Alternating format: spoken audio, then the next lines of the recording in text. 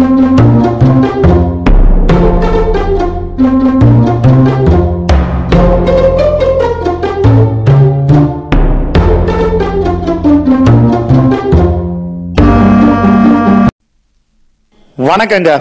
இப்ப தமிழ்நாட்டில் அடுத்த சூப்பர் ஸ்டார் அப்படின்னு ஒருத்தர் சொல்லிட்டு இருக்காங்க. அவர் தான் நடிகர் சிம்பு. இது நான் சொல்லல, நம்ம நாம் தமிழர் கட்சியினுடைய தலைவர் சீமான் தான் சொல்லியிருக்காப்ல.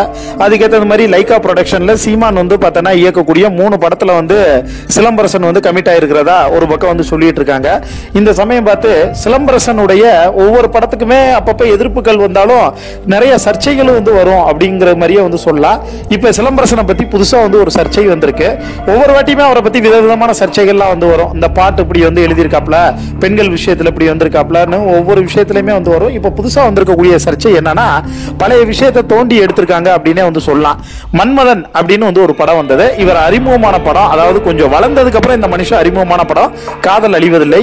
இந்த படத்துல பார்த்தனா நடிச்சு அதுக்கப்புறம் குத்து தம் இப்படின்னு ஒவ்வொரு படமா வந்தது. ஒரு கட்டத்துல மன்மதன் அப்படிங்கிற ஒரு படம் வந்தது. அந்த படம் பார்த்தீங்கன்னா சூப்பர் டூப்பர் ஹிட் ஆச்சு.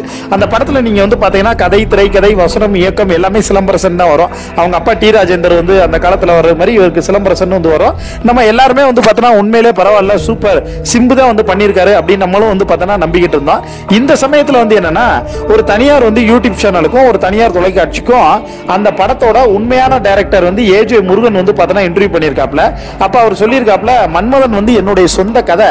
அந்த கதைக்கு பார்த்தனா திரைக்கதை அமைச்சது, வசனம், இயக்கம் எல்லாமே நான் தான் பண்ணேன்.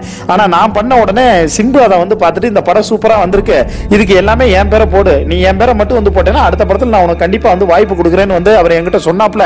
மனுஷன் சத்தியம் கூட பண்ணாப்ல. நான் அதை மனசுல வச்சுட்டு சரி அப்படின்னு ஓகேன்னு சொல்லிட்டேன். அவரும் போட்டு படத்துல ரிலீஸ் பண்ணி படம் கிட்டத்தட்ட சூப்பர் டூப்பர் ஹிட் இல்ல, மெகா ஹிட் ஆயிடுச்சு. ஆனதுக்கு அப்புறம் அவர் என்ன கண்டுக்கவே இல்ல. தேவனா எல்லாரும் யூஸ் பண்ணிக்கிறாங்க, இல்லாட்டினா தூக்கி யூஸ் பண்ற மாதிரி போட்டுறாங்க. இதான் சார் எங்களை மாதிரி இயக்குநர்களுடைய நிலைமைன்னு மனுஷன் அழுது புலம்பி தவிச்சிருக்காப்ல. இருந்தாலும் இதை பத்தி உங்களுக்கு தோணக்கூடிய கருத்துக்களை கீழே இருக்கக்கூடிய கமெண்ட் பாக்ஸ்ல மறக்காம மென்ஷன் பண்ணுங்க. மேலும் இது போன்ற பல வீடியோக்களை உடனுக்குடன் சுவாரஸ்யமா பார்த்தேன்னா என்னென்ன நடக்குது அப்படிங்கிற மேட்டரை தெரிஞ்சுக்க மறக்காம நம்முடைய சேனலை சப்ஸ்கிரைப் பண்ணிக்கங்க. அப்படியே அந்த கீழே இருக்கக்கூடிய பெல் ஐகான் சிம்பலை கிளிக் பண்ணி மறக்காம நோட்டிபிகேஷன் எனேபிள் பண்ணிக்கங்க.